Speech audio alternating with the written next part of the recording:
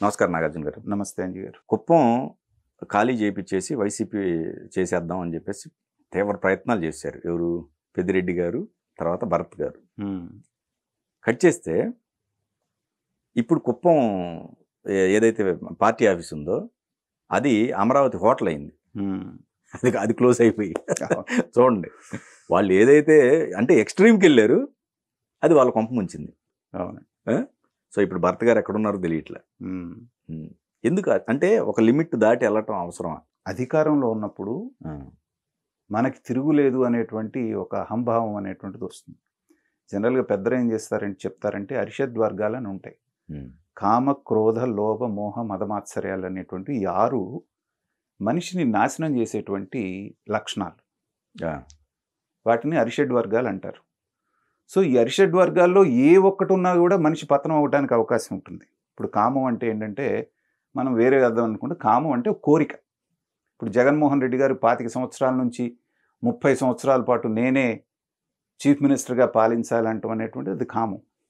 అరిషడ్ వర్గాల్లో మొట్టమొదటి. రైట్. అది కావాల్సినంత ఉంది ఆయనకి. క్రోధం మనం చూసాం ఎలా ఉంటుందో. ఇలాగా ఉన్నటువంటి 6 లక్షణాలు పుష్కలంగా ఉన్నాయి వీళ్ళలో. సో అరిషడ్ వర్గాలు 6 జీర్ణించుకున్నటువంటి వాళ్ళు పతనంగా ఏమవుతారండి? మీరు తీసుకున్న కుప్పం విషయానికి వస్తే ఎదురు లేకుండా చంద్రబాబు నాయుడు గారు గెలుస్తూ వస్తున్నారు. అక్కడ వస్తున్నటువంటి టైంలో ఒక అనామకుడు లాంటి ఆయన తీసుకెళ్ళి ఆ భరత్ అనేటువంటి వాడిని అక్కడ పెట్టి, పెద్దిరెడ్డి రామచంద్రారెడ్డి అనే అతను ఏంటంటే నేనున్నాను ఇంకా నీకెందుకు అసలు వైనాట్ కుప్పం అని ఒక స్లోగన్ ఎత్తుకొని వాళ్ళ అధినేతను కూడా అదే భ్రమలో పెట్టి, ఇప్పుడు ఈ మాట ఈయన అంట మూలానే కదా, వైనాట్ కుప్పం అంటే మూలానే కదా వైనాట్ 175 అని ఆయన ఎత్తుకుంది. ఇప్పుడు ఎందుకంటే కుప్పం అన్నా వదిలేద్దామంటే 174 అనేవాళ్ళు. ఈ పెద్దిరెడ్డి రామచంద్రారెడ్డి నేనున్నాను దీన్ని కొట్టేస్తానంటే ఆయన వైనాట్ 175 అన్నాడు. చివరికి వై ఓన్లీ 11 అని చెప్పేస్తాను, మీకు 11 జాలే అని ప్రజలు తీర్పిచ్చారు. అది వేరే విషయం. సో అధికారంలోకి వచ్చిన తర్వాత వాళ్ళు ఏమనుకున్నారంటే చంద్రబాబు నాయుడు గారి వయసు 74 అయిపోయింది. ఈయన్ని మానసికంగా, శారీరకంగా ఎన్ని రకాలుగా హింసించాలో అన్ని రకాలుగా మనం హింసించేసాం. మానసిక స్థైర్యాన్ని దెబ్బతీయటానికి నిండు సభలో భార్యను అవమానించడంతో ఏ రోజు కంటి తడను పెట్టనటువంటి అంత వయసున్న వ్యక్తి ఎక్కెక్కి ఏడిస్తే దాన్ని కూడా హేళన చేసి ఒక రాక్షసానందాన్ని పొందారు. మనసున్నవాడు ఎవడైనా సరే అంత పెద్ద వ్యక్తి భార్యను అన్నప్పుడు కళ్ళనీళ్ళు పెట్టుకుంటుంటే సానుభూతి చూపించాలి. రాష్ట్రం అంతా సానుభూతితో కరిగిపోయింది. కానీ దాని నుంచి కూడా రాక్షసానందాన్ని పొందుతూ దాన్ని మీమ్స్ లాగా పెట్టి చేసినటువంటి ఈ రాక్షసులందరూ కూడా కుప్పాన్ని కూడా కబ్జా చేసేస్తే ఇక చంద్రబాబు నాయుడు గారి చరిత్ర మనం క్లోజ్ చేసేయచ్చు అనుకున్నారు. అనుకోగానే అక్కడ విపరీతమైనటువంటి కాన్సన్ట్రేట్ చేయడం, వైరి వర్గాలని అంటే ప్రతిపక్షాలని కనీసం నామినేషన్ కూడా వేయటానికి రాకుండా భయపెట్టేసేసి పంచాయతీ టైం కుప్పం మున్సిపాలిటీని వాళ్ళు చేజిక్కించుకోవడంతో ఇక అయిపోయింది, మనం మున్సిపాలిటీ మన చేతికి వచ్చింది కాబట్టి దీన్ని కూడా కొట్టేస్తాం అసెంబ్లీ అనేటువంటి ఒక ధీమాలోకి వెళ్ళిపోయారు.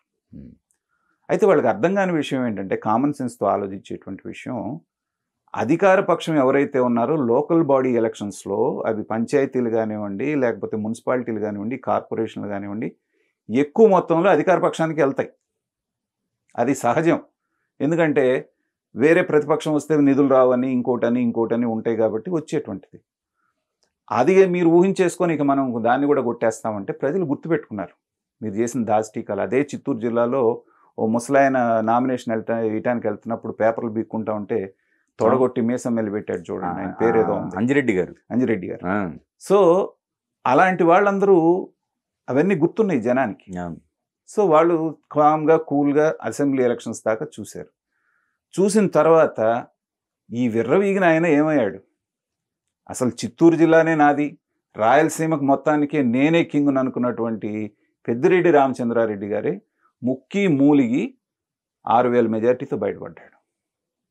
ఆయన లాంటి వ్యక్తికి, అంత రాజకీయ అనుభవం ఉన్నటువంటి వాడికి 6000.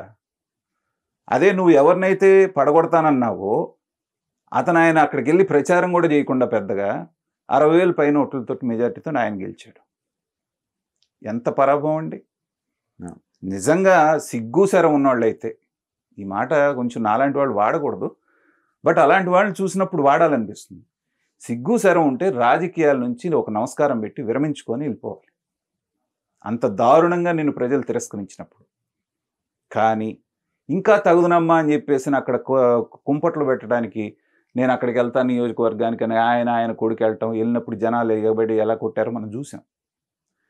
ఇలా చేసినంత కాలం వాళ్ళని ప్రజలు ఇంకా క్షమించరండి. సో అహంభావంతో ఎప్పుడైతే వ్యవహరించారో, ఇప్పుడు భరత్ అన్నాడు ఎక్కడున్నాడు, కనపడుతున్నారు.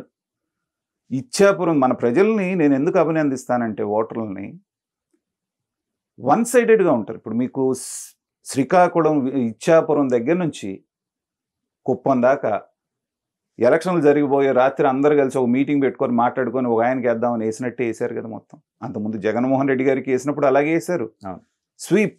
అవును. సో ఆ స్వీప్లో మహామహులు అందరూ కొట్టుకుపోయారు. అందుకని ఏంటంటే అధికారం వచ్చినప్పుడే బాధ్యతగా ఉండాలి అనేటువంటిది పెద్దలు చెప్పినటువంటి విషయం. అధికారంలోకి రాగానే అహంకారం ఎవరికైతే వచ్చిందో వాళ్ళందరూ కూడా పడిపోయారు, నాశనం అయిపోయారు. దీంట్లో ఎన్టీ రామారావు గారు కూడా మినహాయింపు కాదు, నేను చెప్తున్నాను. ఎందుకంటే రామారావు గారు అనేకమైన మంచి పనులు చేశారు పేదవాళ్ళకి. తర్వాత అసలు ఇప్పుడు కూడా మాకు ఇది జరుగుతుందా అన్నటువంటి వాళ్ళకి ఎంతోమందికి ఇది చేశారు. కానీ అహం బ్రహ్మస్మి అనేటువంటి ఒక రకమైనటువంటి అహంకారంతో కొన్ని పనులు ఆయన చేయటం వలన అటు ఉద్యోగస్తుల్లో వ్యతిరేకత తెచ్చుకోవడం మిగతా వాళ్ళకి మనం చూసాం చరిత్ర. అలాగే కేసీఆర్ గారు హైదరాబాదులో ఒక రకంగా తెలంగాణలో అనేకమైన మంచి పనులు చేశారు. చాలా క్రైసిస్లో నుంచి తెలంగాణను బయటేశారు. కానీ ఆ అహంభావం అనేటువంటి ఒక్క మాటని సహించలేకపోయారు. అలాగే సంక్షేమానికి నేను పెద్దపీట వేశాను కాబట్టి, అసలు గుప్పిచ్చేశాను కాబట్టి వైనాట్ 175 అన్నటువంటి వాళ్ళని ఘోరమైన రీతిలో 11కి దేన్నైనా సహిస్తారు, కానీ అహంభావాన్ని ప్రజలు క్షమించరు అనేటువంటిది పదే పదే చరిత్రలో రుజువైంది. అది మళ్ళొకసారి ఆంధ్రప్రదేశ్లో రుజువైంది. కాబట్టి ఇవాళ ఇదే పెద్దిరెడ్డి రామచంద్రారెడ్డి గారు చక్రబంధంలో చిక్కుకున్నాడు, ఆయన పద్మవ్యూహంలో చిక్కుకున్నట్టే. మీకు ఎర్రచందనం స్మగ్లింగ్ దగ్గర నుంచి, మైన్స్ దగ్గర నుంచి, భూ కబ్జాల దగ్గర నుంచి, మొన్న మదనపల్లిలో ఫైళ్లు తగలబెట్టారు. ఇప్పుడు ఆ కేసు కూడా మెడకు చుట్టుకుంటుంది. వరద బాధితులు వచ్చినట్టు వచ్చారు కదండి వాళ్ళ బాధితులు. ఆ రోజున వందల సంఖ్యలో వేల సంఖ్యలో మా భూమి ఆక్రమించుకున్నారంటే మా ఇది ఆక్రమించుకున్నారని చివరికి జీవితం చర్మాంకంలోకి వచ్చాడు ఆయన. ఒక రకంగా చంద్రబాబు నాయుడు గారితో సమవుజ్జి ఆయన వయసులో కానీ దీంట్లో కానీ. సో ఇలాంటి స్థితిలో చివరికి దశలకు రావటం అనేటువంటిది, ఇక మిగిలిన టైం అంతా కూడా కోర్టులు బెయిల్లు వీటికే సరిపోతుంది అతనికి. కేసు మీద కేసు మీద పడుతుంది. కాబట్టి అధికారంలో ఉన్నప్పుడు ఎవరైతే గ్రౌండెడ్గా ఉంటారో వాళ్ళని ప్రజలు ఒకప్పుడు కాకపోతే ఒకప్పుడైనా క్షమిస్తారు. కానీ మరీ విర్రవీగితే, ఇప్పుడు ఫైనల్గా నేను ఇచ్చే ఫినిషింగ్ టచ్ ఏంటంటే, వయసులో వీళ్ళందరికంటే చిన్నాడు నారా లోకేష్. మొన్న ఎప్పుడో చంద్రబాబు నాయుడు గారు రాయలసీమ పర్యటనకి వెళ్తే వాళ్ళ కమ్యూనిస్ట్ పార్టీ వాళ్ళని ఎవరినో బయటికి రాకుండా గృహ నిర్బంధం చేశారు పోలీసులు. అంటే వాళ్ళు ఒక లెటర్ రాస్తే అతను క్షమాపణ అడిగినటువంటి పద్ధతి కరెక్ట్. ఇవాళ వాళ్ళకి ఓట్లు లేవు, సీట్లు లేవు, ఆ పార్టీ అనేది మనుగడలో కూడా లేదు. కానీ ఒక చోట ఒక నిర్బంధం జరిగింది, ఒక తప్పు జరిగింది అంటే అతను మనస్ఫూర్తిగా మాకు తెలియకుండా తప్పు జరిగింది, ఇంకోసారి జరగకుండా చూసుకుంటాము, ఇది మేము ఎలా చేయము అని క్షమాపణ అడుగుతూ చెప్పినటువంటి మాట ఒక రాజకీయ నాయకుడికి ఉండాల్సినటువంటి లక్షణం. దాన్ని నేను గ్రౌండెడ్గా ఉంటాం అంటున్నాను.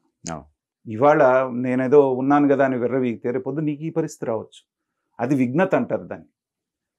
నారా లోకేష్ గారు లాంటి వాళ్ళల్లో అది ఇప్పుడు ఇనిషియల్ స్టేజ్లో పాటిస్తున్నాడు. ఇదే గనక అతని జీవితాంతం కొనసాగిస్తే అద్భుతమైనటువంటి మార్పులు మనం పాలనలో కానీ సమాజంలో కానీ చూడగలుగుతాం. కొత్త తరం. ఎందుకంటే ఈ తెలుగుదేశం పార్టీ లెగసీ అంతా కూడా అతని భుజస్కంధాల మీదకి వెళ్ళబోతుంది.